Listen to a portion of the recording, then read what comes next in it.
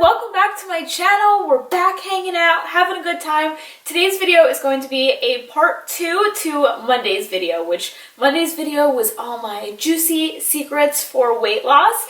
And I had so many that I decided to separate the videos. That way it wasn't so much information all at once, where if you get too many tips all at once, you're like, I feel like I learned nothing. It's like I learned so much that I ended up learning nothing. So if you didn't see Monday's part 1, I will leave that down below. You can check that out after this one. So yes, now we are into part 2. This one actually has some more food tips, and then some of those like unusual tips that you hear and you're like, does that even work? Is that a real thing? Is that, you know, some sort of a fad? So yeah, I have a lot to talk about in this video, so let's get started. Okay, so tip number 1 is sort of a nasty one. It's like, it's good for your body, but it's sort of like nasty and it kind of makes you want to go, yeah. So I'm just gonna be honest with you guys. It's sort of like a tip number 1.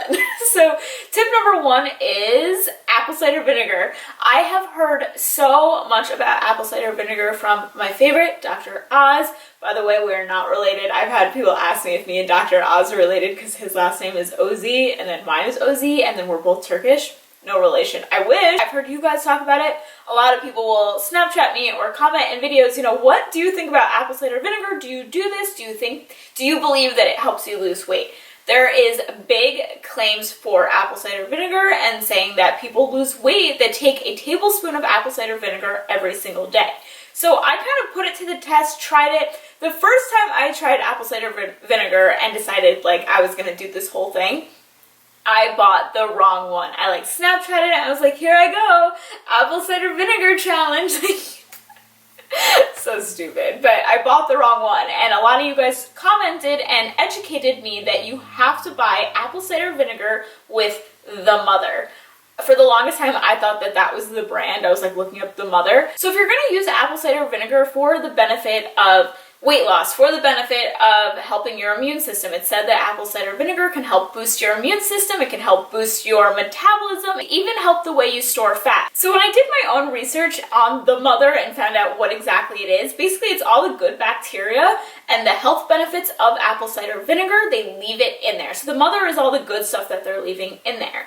Other brands, maybe some commercial brands, they take it out and it makes the apple cider vinegar actually look different. It looks more clear. It looks better when they take it out. It like looks more like, ooh, it's all one color and whatever. When they leave it in, it sort of has a murky color. I don't know if you look at this bottle, I don't know if you could tell on camera, but it sort of is murky, and that's all the good bacteria in apple cider vinegar that they're leaving in there. So if you're gonna do this whole thing, if you're gonna do a tablespoon of apple cider vinegar every single day, you wanna buy it with the Mother. You wanna buy a reputable brand. Apple cider vinegar 100% suppresses my appetite. I do not feel sugar cravings. I don't have any cravings. Like, I just don't want to eat it all after having it. I think because after you drink it, you're just kind of like, ugh. And it like does something in your stomach and you're just like, okay, I'm turned off from food for a couple hours. I think it could really help with bored eating. You know, that whole like, am I even really hungry or am I just bored eating? I think apple cider vinegar is a quick fix for that. Now, if you don't want to do it straight and you want to try my apple cider vinegar cocktail, and no, there's no alcohol, I just think cocktail's a cute way of calling it. But anyways, I just do a few pieces of frozen fruit. I add in some water, and then I add in a splash of apple cider vinegar. I don't actually measure it out. I just kind of add in a splash. So see, okay, quick little splash. Blend it all up in your blender, and you have my diluted apple cider vinegar cocktail. Okay, so tip number 2 is great for anybody that is doing really good on their diet, but they just need one cheat, and we're not talking about cheat day. So tip number 2 is one of my biggest secrets and just one of my biggest tips for anybody that runs into this issue as well.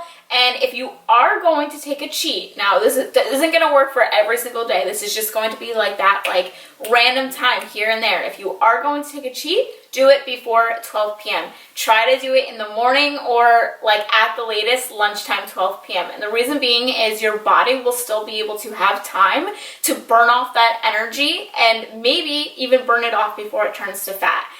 This is one of my biggest tips that I got from my boyfriend, who I've learned so many fitness tips from. Like I said, this isn't like some sort of a loophole, you know, I can eat bad every single day, you know, right before 12, let me get it over with in the morning. No, this is gonna work for somebody though that is eating good consistently, but is going to indulge in that piece of cake because it's so-and-so's birthday, or it's your birthday, or it's just like a celebration, or it's an event like I go to, it's going to work great for that person. Don't feel guilty. I promise you will have time throughout the day to burn it off, even if you're not working out, even if you're just walking, breathing, just not sleeping. You don't want to have these things right before bed. Okay, so tip number 3 is Ezekiel bread. Ezekiel bread is our best option for us low-carb people, or even if you just like to reduce the carbs in your body. For a while I had a love-hate relationship with Ezekiel bread because I could never find it, and everybody would like post like their low-carb recipes with Ezekiel bread, and I would just be like, now I get it at Trader Joe's. So if you're running into the same issue and you can never find Ezekiel products, they make more than just like loaves of bread.